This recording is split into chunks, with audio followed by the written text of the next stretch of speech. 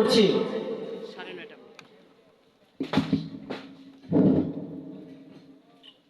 আসসালামু আলাইকুম রহমতুল্লাহি ওয়া বারাকাতুহু। জায়গাগুলো ফাঁকা, একটু সামনে সামনে আগাই বসি, কারণ জায়গা ফাঁকা থাকলে শয়তান ওই জায়গা দখল করে। সবাই একটু দাঁড়াই, আল্লাহু আকবার করে একটু দাঁড়াই, সবাই একটু দাঁড়াই আল্লাহর জন্য। দাঁড়াই, সামনের দিকে অগ্রসর হই, একটু সামনের দিকে অগ্রসর হই।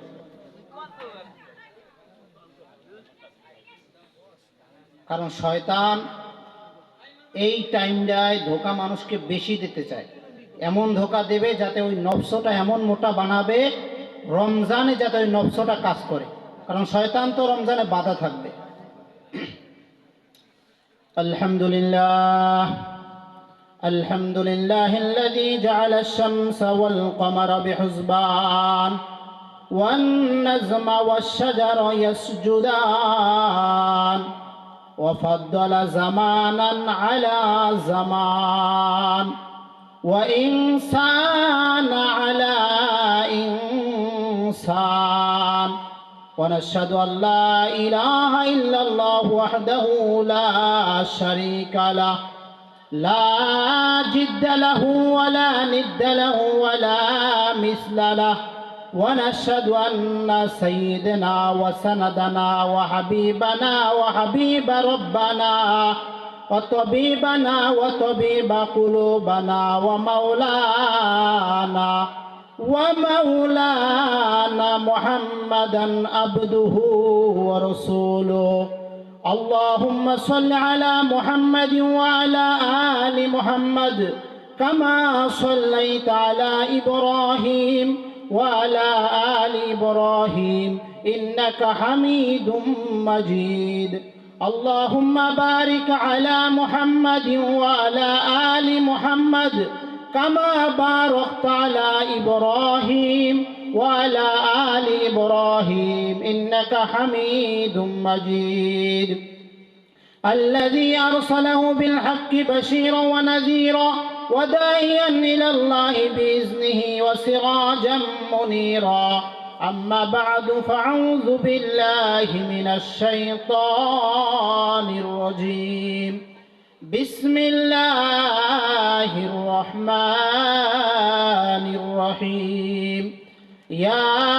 أيها الإنسان ما غرك بربك الكريم الذي خلق فسواك فعدلك وقال النبي صلى الله عليه وسلم أول ما يحاسب به العبد يوم القيامة الصلاة أو كما قال النبي صلى الله عليه وسلم ونحن على ذلك من الشاهدين والشاكرين والحمد لله رب العالمين سبحانك لا علم لنا إلا ما علمتنا إنك أنت الغفور الرحيم شدها جودش رحمة للعالمين مسجد شدها مارو زمين موت قسم جہے غافل اختیار میں زندگی در حقیقت موت تیرا ابتدائے زندگی لا الہ الا اللہ لا الہ الا اللہ لا الہ الا اللہ لا الہ الا اللہ لا الہ الا اللہ لا الہ الا اللہ আসমান জমিন গায়রুল্লাহ পাহাড় পর্বত গায়রুল্লাহ আসমান জমিন গায়রুল্লাহ পাহাড় পর্বত গায়রুল্লাহ সিজদা করব শুধু এক আল্লাহর লা ইলাহা ইল্লাল্লাহ লা ইলাহা ইল্লাল্লাহ লা ইলাহা ইল্লাল্লাহ লা ইলাহা ইল্লাল্লাহ মাজার বাজার গায়রুল্লাহ, নদী নালা গায়রুল্লাহ, সেজদা করব শুধু এক আল্লাহর, লা ইলাহা ইল্লাল্লাহ, লা ইলাহা ইল্লাল্লাহ, লা ইলাহা ইল্লাল্লাহু মুহাম্মাদুর রাসূলুল্লাহ। আলহামদুলিল্লাহ, আল্লাহ রাব্বুল আলামিনের জাকিরিন শাকিরিন মুরব্বি আজম, আমার কলিজার টুকরা যুবক সমবয়সী ভাইয়েরা, এই ফিতনার জবানায় আল্লাহ রাব্বুল আলামিন আপনাকে আমাকে এই জান্নাতের বাগানে আসা এবং বসার মতো তৌফিক দিয়েছেন। এই জন্য রব্বুল আলামিনের দরবারে একবার জোরে সোরে শুকরিয়া আদায় করে আলহামদুলিল্লাহ। দুরুদ ও সালাম সাইয়্যিদুল মুরসালিন খাতামুল নবীন রাহমাতাল লিল আলামিন জনাবে মুহাম্মদ আরবি সাল্লাল্লাহু আলাইহি ওয়াসাল্লামের উপর। অতঃপর শুকুর, যারা দিনরাত পরিশ্রম, অর্থ সম্পদ দিয়ে, বুদ্ধি পরামর্শ দিয়ে এই মাহফিলের ব্যবস্থা করেছে, জান্নাতের এই বাগানের ব্যবস্থা করেছে, আল্লাহ রাব্বুল আলামিন তাদেরকে দুনিয়ায় শান্তি এবং পরকালে চির মুক্তির ব্যবস্থা করে দেয়। সকলে বলে আমিন। মাগরিব থেকে বহুত আলোচনা হয়েছে, উলামায়ে কেরাম কোরআন হাদিসের আলো থেকে বহুত আলোচনা করেছে। অতঃপর আমি গুনাহগার আপনাদের সামনে হাজির হয়েছি কিছু কথা বলার, কোরআন এবং হাদিসের কিছু আলোচনা করার জন্য। প্রধান বক্তা অলরেডি চলে আসছে, আলোচনা করবে তো প্রধান বক্তা আলহামদুলিল্লাহ। তার আগে কিছুক্ষণ কথা বলবো। আল্লাহ রাব্বুল আলামিন আমাকে যাতে ইখলাসে, রুহানিয়তের ন্যায়তে এবং আপনাদেরকে ধৈর্য সহকারে শোনার মতো তৌফিক দান করুক। সকলে বলে আমিন। একটা হাদিস নিয়ে আলোচনা করব। নবী করিম সাল্লাল্লাহু আলাইহি সাল্লাম বলেন যে কিয়ামত হইল দুই প্রকার। কয় প্রকার? দুই প্রকার। খেয়াল করবেন, কিয়ামত কয় প্রকার? দুই প্রকার। আমি বক্তা না, আলোচনাও করতে পারি না, ক্লাসের মাধ্যমে আপনাদেরকে বুঝাবো। খেয়াল করে শুনবেন। কিয়ামত কয় প্রকার? দুই প্রকার। একটা হইল ব্যক্তিগত কিয়ামত, আর একটা হইল সমষ্টিগত কিয়ামত। মনে থাকবে তো? একটা কি ব্যক্তিগত কিয়ামত, আর একটা কি সমষ্টিগত কিয়ামত। ব্যক্তিগত কিয়ামত বলা হয় যার যেদিন মৃত্যু তার সেদিন ব্যক্তিগত কিয়ামত শুরু হয়ে যাবে। কি কথা কি মিথ্যা? কিয়ামত মানে ছেড়ে চলে যাওয়া, এই তো ধ্বংস হয়ে যাওয়া। তা আপনি তো মৃত্যু হইলে আপনি তো সব ছেড়ে চলে যাবেন, যাবেন না? তা ব্যক্তিগত কিয়ামত হইল যার যেদিন মরণ তার সেদিনই ব্যক্তিগত কিয়ামত। সমষ্টিগত কিয়ামত, ইসরাফিল আলাইহিস সালাম সিংহায় ফু দেবে, দুনিয়া ফানাফিন্নে হয়ে যাবে, সেটা কি সমষ্টিগত কিয়ামত। এই দুই কিয়ামত কখন হবে, কোন সময় হবে কেউ জানেন না, শুধু জানেন কে? চিল্লেই বলেন একবার আল্লাহ। কে জানেন? আল্লাহ। এই ব্যক্তিগত কিয়ামতেরও কিছু আলামত আছে, সমষ্টিগত কিয়ামতেরও কিছু কি আলামত আছে। শুধু আমরা হুজুরদের মুখ থেকে আলামতে শুনি নাকি?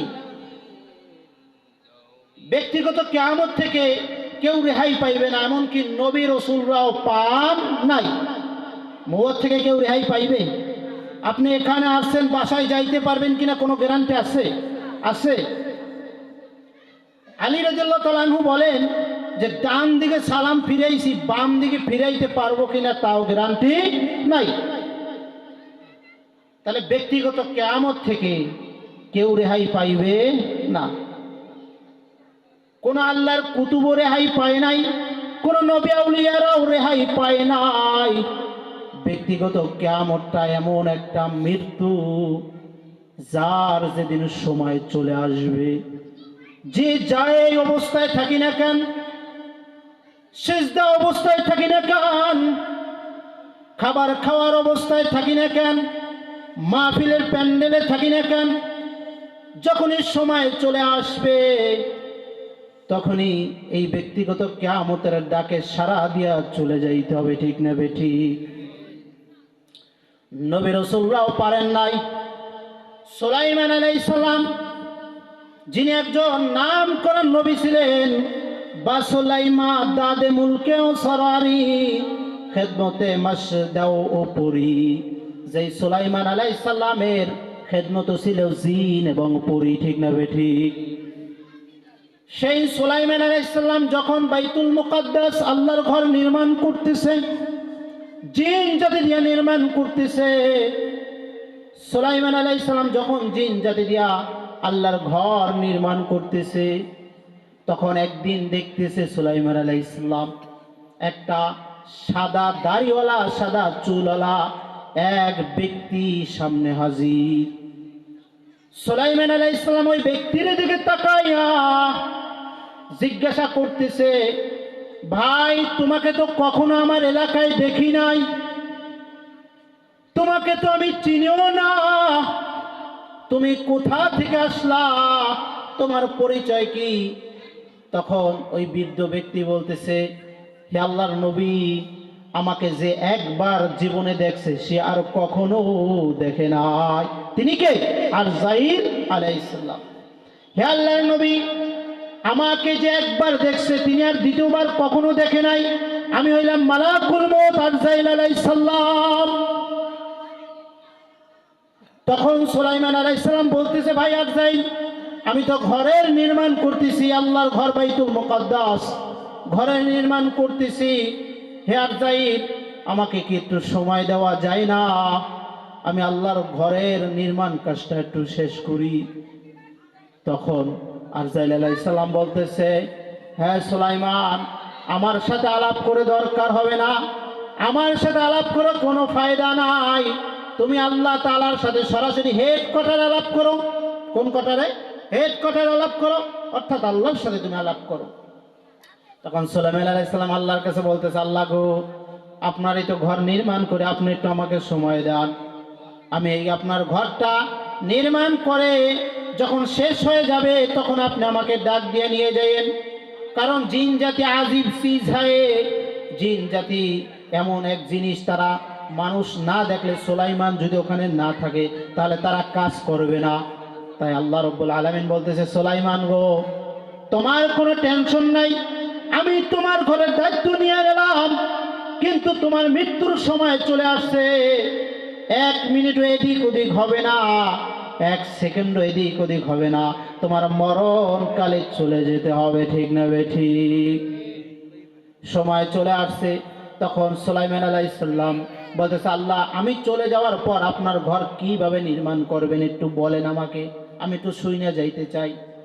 আল্লাহ রাব্বুল আলামিন বলতেছে, সুলাইমান গো, তুমি আমার ডাকে সাড়া দিয়া চলে আসবা, কিন্তু সুলাইমান, তুমি ওখানে যে রকমের লাঠিতে ভর দিয়ে দাঁড়ায় আসো ওইভাবেই থাকবা, যেভাবে বাইতুল মুকাদ্দাসের দিকে তাকাই আসো ওইভাবেই থাকবা।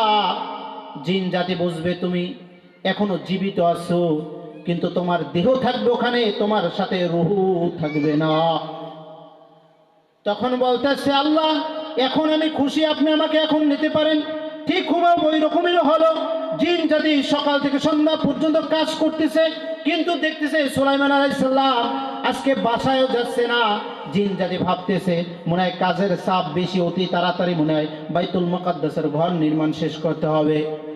তখন জিন জাতি পরিপূর্ণ কাজ শেষ করে যখন সুলাইমান আলাইহিস সালামের কাছে এসে বসলো, বৈশা বলতেছে, হুজুর, আমাদের কাজ শেষ হয়ে গেছে। তখন সুলাইমান আলাইহিস সালামের ওই লাঠিতে ভর দেওয়া যে দাঁড়ানো ছিল, সাথে সাথে জমিনে পড়ে গেল। তখন জিন জাতি দেখতে পায় ওই লাঠিটা উলিতে খেয়ে ফেলাইছে।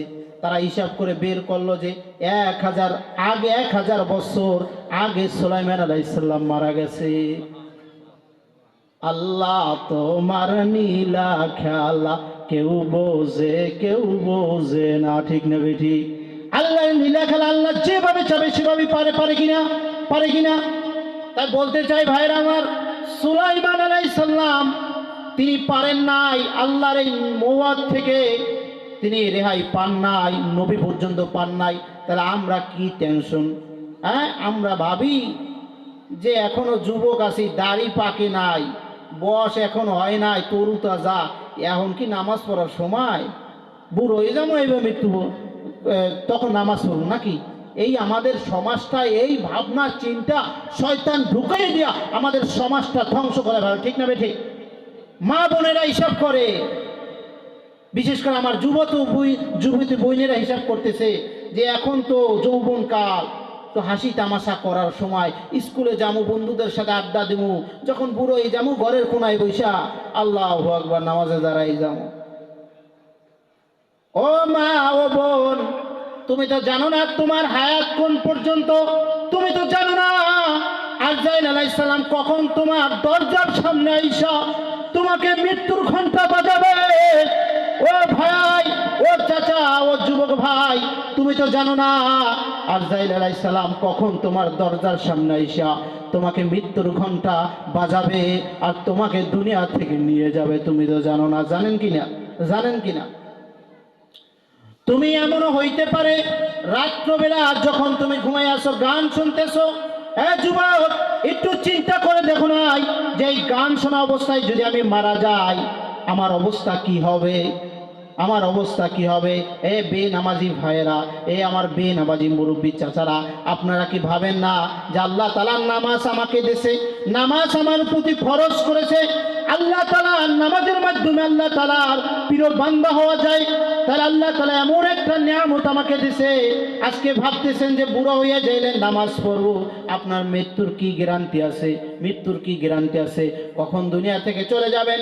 কত যুবক ভাই গাড়ি অ্যাক্সিডেন্টে মারা যায়, কত যুবক ভাই গেছে বছর এই মাহফিলে আসছে কিন্তু এখন আমাদের সামনে নাই।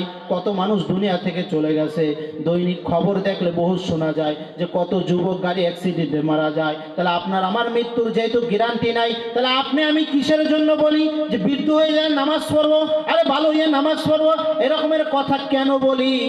আমার দাড়ি পাকা মুরব্বী বাবাজিরা, বালিশের সাথে রাত্রবেলা মাথাটা দিয়ে একটু চিন্তা করিয়েন মৃত্যুর কথা। যে এই যে ঘুমাইলাম, এই যে বালিশের সাথে মাথাটা দিলাম, সকালবেলা আমার লাশটাও তো ঘর থেকে বাইর হইতে পারে। যখন ঘর থেকে আমার লাশটা বাইর হবে তখন গ্রামবাসীরা বলবে মসজিদে যে ইমাম সাহেব একটু এলান দেন, অমুকে দুনিয়া থেকে চলে গেছে, অমুকে দুনিয়া থেকে চলে গেছে। ছেলেরা বাবা বাবা বলে কাঁদবে, মেয়েরা বাবা বাবা বলে কাঁদবে, স্ত্রী স্বামী স্বামী বলে কাঁদবে। আল্লাহু আকবার। ওদিকে গরম পানি রেডি হয়ে যাবে গোসল করানোর জন্য, কবর খদ্দে থাকবে। কিসের এত দুনিয়ার অহংকার? কিসের এত টাকার অহংকার? কিসের এত ধন সম্পত্তির বাহাদুরি? কিসের ধন সম্পত্তির বাহাদুরি? ওই 3 টুকরা কাপড়ে পেছানো হবে। আমি বক্তা, আমাকে ওই কাপড়ে পেছানো হবে। আপনি প্রেসিডেন্ট, আপনাকে ওই কাপড়ে পেছানো হবে। আপনি ধন সম্পত্তির মালিক, আপনাকে ওই একই কাপড়ে পেছানো হবে। গরিবের জন্য কাপড় আলাদা হবে না, কোটিপতির জন্য কাপড় আলাদা হবে না, বক্তার জন্য কাপড় আলাদা হবে না, মসজিদ ইমাম সাহেবের জন্য কাপড় আলাদা হবে না। সবার জন্য একই কাপড় হবে, সবার জন্য একই কাপড় হবে। তাহলে কিসের এত অহংকারী আপনার আমার ভিতরে? এই জন্য মাঝে মাঝে বালিশের সাথে মাথাটা দিয়া ওই মৃত্যুর কথা একটু ভাবেন যে আমার অবস্থা কি হবে। আজকে আমাকে হুঁশিয়ার করে দিচ্ছে, মেসেজ দিচ্ছে, আজকে আমার দাড়িগুলো পেকে যাচ্ছে, মানে আমাকে আরজাইল আলাইহিস সালাম আমাকে আল্লাহ তাআলা মেসেজ দিচ্ছে যে তোমার মৃত্যুর সময় চলে আসছে। আমার শরীরের চামড়াগুলো ঢিল হয়ে যাচ্ছে, আমাকে মেসেজ দিচ্ছে যে তোমার কিন্তু সময় চলে আসছে। বাবাজি, একটু চিন্তা করে মাঝে মাঝে দেখেন যে দুনিয়াটা কি। সকালে ঘর থেকে নামেন, সন্ধ্যাবেলা ঘরে আসেন, আরে দুনিয়া শেষ। দুনিয়া তো এই ক্ষণস্থায়ী জিন্দেগি, যেখানে চিরস্থায়ী থাকতে হবে, যেখানে আপনার আমার পুঁজি দরকার, সেই পুঁজি যদি দুনিয়া থেকে না নিয়ে যান, ওইখানে আপনার আমার অবস্থা কি হবে? আজকে যদি এই আল্লাহ তাআলার ইবাদত না করে যান, আজকে একটু চিন্তা করে দেখেন যে নাফরমানি করতেছি, আল্লাহ তাআলা না করুক, আল্লাহ তাআলা যদি আমাকে নাফরমানির মৃত্যু দেয়, আমাকে যদি নাফরমানির মৃত্যু দেয়, নাফরমানির মৃত্যুর জ্বালা এত জ্বালা কোনো বান্দা সহ্য করতে পারবে না, কোনো বান্দা সহ্য করতে পারবে না। আল্লাহ রাব্বুল আলামিন বলেন যে যখন নাফরমানির মৃত্যু হয়, আমি আমার জাহান্নাম থেকে কিছু ফেরেশতাদেরকে পাঠাই, আরজাইল আলাইহিস সালামের সাথে কিছু ফেরেশতাদেরকে পাঠাই, আর প্রত্যেকটা ফেরেশতার সাথে জাহান্নামের একটা করে লাঠি থাকে। ওই লাঠিটা হবে মাছের কাটার মতো মাঝখান থেকে একটা কাটা, কয় পাশ থেকে ছোট ছোট কাটা বের হচ্ছে, আর ওই লাঠিটার ওই ছোট ছোট কাটা থেকে জাহান্নামের আগুনের দলা বের হবে। আর বান্দাকে ওই নাফরমানকে পিটাতে থাকবে, পিটাতে পিটাতে যখন তার রুহটা এদিক ওদিক ছোটাছুটি করবে, রুহটা এদিক ওদিক ছোটাছুটি করবে। এ বাবাজিরা, অনেকে দেখছেন বা অনেকে জানেন যে যখন কোনো নাফরমানের মৃত্যু হয় দেখবেন তারা ছটফট করতে থাকে, করে কিনা। এই জন্য আল্লাহ তাআলার কাছে বলবেন, আল্লাহ আমাকে আপনি ওই মৃত্যু দেন যেই মৃত্যু নেককারের মৃত্যু হয়, যেই মৃত্যুর সময় জান্নাতি ফেরেশতারা আসে আমাকে আহলান সাহলান জানানোর জন্য, ওই মৃত্যু আমাকে দান করেন। এই জন্য আল্লাহ তাআলার কাছে বেশি বেশি দোয়া করবেন। এ আমার পর্দার আলের মা ও বোনেরা, আজকে এখানে মাহফিল, আজকে জান্নাতি বাগান থেকে আপনি জেনে যান, আজকে থেকে তওবা করে যাবেন যে আমি এক ওয়াক্ত নামাজও ছাড়বো না, আমি পর্দা ছাড়বো না, আমি আমার স্বামীর খেদমত করব, আমি আল্লাহ তাআলাকে ভয় পাবো, মৃত্যুর কথা স্মরণ করব। আল্লাহ না চাও আপনি কালকে পর্যন্ত নাও দুনিয়ায় থাকতে পারেন। এই জন্য আজকে এমন একটা পরিবেশ পেয়েছেন, জান্নাতের বাগান পেয়েছেন। আমি আবু মুসা আশারী বলে যাচ্ছি, আমারও মা আছে, আমারও খালা আছে, আপনাকে আমি আমার মায়ের মতনই বললাম, হে মা আপনি, আমি আপনার পা দুইটা ধরে বলতেছি, মাগো আজকে আসছেন এই মাহফিলে জান্নাতের বাগানে, মা আপনি আপনার স্বামীর খেদমত করেন, আপনি আল্লাহর হুকুম মানেন, আপনি আল্লাহ তার নবীজির সুন্নাতগুলো আদায় করেন, কারণ মৃত্যুর কোনো গ্যারান্টি নেই, আছে কিনা? এ আমার দাড়ি পাকা মুরব্বী বাবাজিরা, মৃত্যু এমন একটা জিনিস, এই মৃত্যু একদিন না একদিন আপনার আমার ডাক দিতে হবে। এই মৃত্যুর ডাকে আজরাইল আলাইহিস সালাম আপনার আমার কাছে একদিন না একদিন আসবে কিনা? আসবে। এই জন্য কখন কোন সময় আছে আপনি আমি জানি না। এই জন্য সব সময় প্রস্তুত থাকেন, ওই মৃত্যুর জন্য সব সময় প্রস্তুত থাকতে হবে। মালাকুল মউতের ডাক জানি কখন চলে আসে, এই জন্য মৃত্যুর জন্য সবাই প্রস্তুত থাকবেন কিনা বলেন? থাকবেন কিনা? তাহলে ব্যক্তিগত কিয়ামত হলো যার যেদিন মৃত্যু, তার সেদিনই কি ব্যক্তিগত কিয়ামত। সমষ্টিগত কিয়ামত, সমষ্টিগত কিয়ামত বলা হয় ইসরাঈল আলাইহিস সালাম সিংহায় ফু দেবে। আল্লাহ রাব্বুল আলামিন সূরা জিলজালার মধ্যে বলে, ইজা জুলজিলাতিল আরদু জিলজালাহা আখরাজাতিল আরদু আসকালাহা, যখন কিয়ামত শুরু হয়ে যাবে এই জমিনগুলো এরকম নাচতে থাকবে। ইসরাঈল আলাইহিস সালাম যখন সিংহায় ফু দেবে জমিনগুলো এরকম নাচতে থাকবে। মানুষ বলবে, জমিন তুমি কেন কাঁপতেছো? জমিন তুমি কেন কাঁপতেছো? এক সময় জমিন বলবে, অকালাল ইনসানু মালা, মানুষ বলবে, হে জমিন তুমি কেন কাঁপতেছো? জমিন বলবে, নাফরমান, দুনিয়ায় বৈশা তুই কি কি গুনাহ করেছো, আজকে আমি আমার রবের সামনে তুলে ধরব। তুমি কি কি গুনাহ করেছো, এই জমিনের মাটিতে বইয়া কি কি গুনাহ করেছো, আমি আজকে সব আল্লাহ তাআলার সামনে মুখ খুলে দেব। এই জন্য জমিন ওই সময় আপনাকে আমাকে ধরাই দেবে যে কি গুনাহ করছেন। এই জন্য ওই সমষ্টিগত কিয়ামতের কিছু আলামত আছে। সমষ্টিগত কিয়ামতের আলামত কি? আল্লাহর নবী করিম সাল্লাল্লাহু আলাইহি সাল্লামের কাছে একদিন জিবরাইল আলাইহিস সালাম হাজির। ইয়া রাসূলুল্লাহ, কিয়ামত কখন হবে আপনি জানেন কিনা? তখন নবী করিম সাল্লাল্লাহু আলাইহি সাল্লাম বলতেছে, আমার চেয়ে যে জিজ্ঞাসা করছে সেই ভালো জানে কিয়ামত কবে হবে। তারপর নবী করিম সাল্লাল্লাহু আলাইহি সাল্লাম কিছু উদাহরণ দিছে যে কিয়ামত হবে। কিয়ামতের আলামত হলো যে বাদী মুনিবকে জন্ম দেবে, অর্থাৎ কর্মচারী শেষ সময় কোটিপতি হয়ে যাবে। বুঝেন নাই? কর্মচারী কি গরিব বড়লোক হয়ে যাবে। তারপর বলা হয়েছে মুনিবকে কর্মচারী জন্ম দেবে, মা সন্তানকে জন্ম দেবে, মানে সন্তান মাকে জন্ম দেবে, অর্থাৎ মার খোঁজ খবর নেবে না সন্তানগুলা। এটা কিয়ামতের আলামত। এই জন্য আমার যুবক ভাইরা যাদের মা বাবা বেঁচে আছে, মা কিন্তু বড় একটা নিয়ামত, মা কিন্তু বড় একটা নিয়ামত। যাদের মা নাই তারা বুঝতেছেন মা কত বড় নিয়ামত, ঠিক না ঠিক? যাদের মা নাই তারা বুঝতেছেন মা কত বড় নিয়ামত। এই জন্য মাকে কখনো কষ্ট দেবেন না, মার দোয়া নিয়ে থাকবেন, ইনশাআল্লাহ সব জায়গায় আপনি সফলতা হবেন। এই জন্য মার দোয়া নেবেন, মার খেদমত করবেন। যাদের মা চলে গেছে মার জন্য বেশি বেশি দোয়া করবেন। এই জন্য ব্যক্তিগত কিয়ামতের জন্য প্রস্তুত হব কিনা, আমরা হব কিনা? মওতের জন্য আমরা আজকে থেকে তওবা করব, আমরা মওতের জন্য প্রস্তুত হব।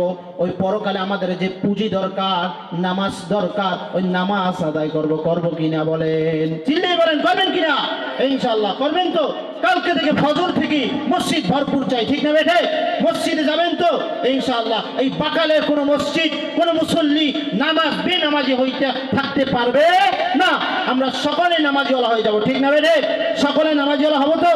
হবো তো? আজকে মাহফিল আদা করলেন, কালকে থেকে এই বাকালের প্রত্যেকটা মসজিদ ভরপুর চাই ইনশাআল্লাহ।